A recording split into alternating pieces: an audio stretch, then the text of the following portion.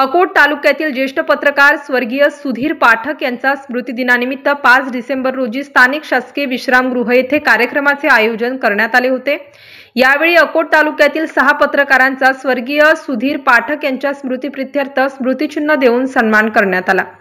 यावेळी अकोट तालुक्यातील ज्येष्ठ पत्रकार प्राध्यापक मोबीन शेख, संजय आठवले, दयाराम घनबहादूर, राजेश डांगटे यांनी स्वर्गीय सुधीर पाठक यांच्या आठवणीला उजाळा देत विचार व्यक्त केले।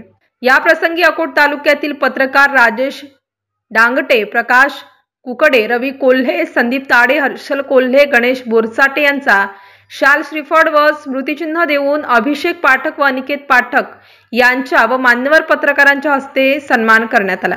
यावेळी पत्रकार बाळकृष्ण तडी, किरण भडंग, दयाराम घनबहादूर, प्रकाश गायकी आदींची उपस्थिती होती। या कार्यक्रमाचे प्रास्ताविक व संचालन निलेश पोटे यांनी तर आभार आयोजक अभिषेक पाठक यांनी मानले। MCN न्यूज मराठीसाठी देवानंद खिरकर, तालुका प्रतिनिधी, अकोट।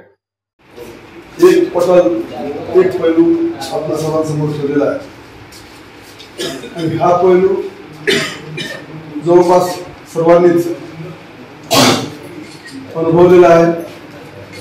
त्यांच्यासोबत आपले सुख दुःखाचे क्षण घालवलेले आहे। परंतु सुधीर पाठक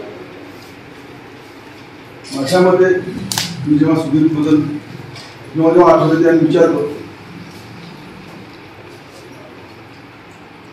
तेव्हा सुधीर म्हणजे पत्रकारितेला पडलेलं एक अतिशय चांगलं, अतिशय आनंदी आणि तितकं जीवनात सुद्धा एक त्यांच्या घडामोडी ज्या आहेत त्या नेहमी प्रेरणा देणाऱ्या आम्हाला सतत आहेत। सोबतचे हो, बरोबरीचे हो, परंतु आमचा मित्र आमच्यातून लवकर निघून गेला याचं मोठं दुःख आहे। कारण त्यांची जे पत्रकारिता होती, मित्रत्व जे होतं, आम्ही आपलं जगन्नाथ कोंडेचं जेव्हा प्रिंटिंग प्रेस होता तिथं आमचं जास्त बैठका होत होत्या।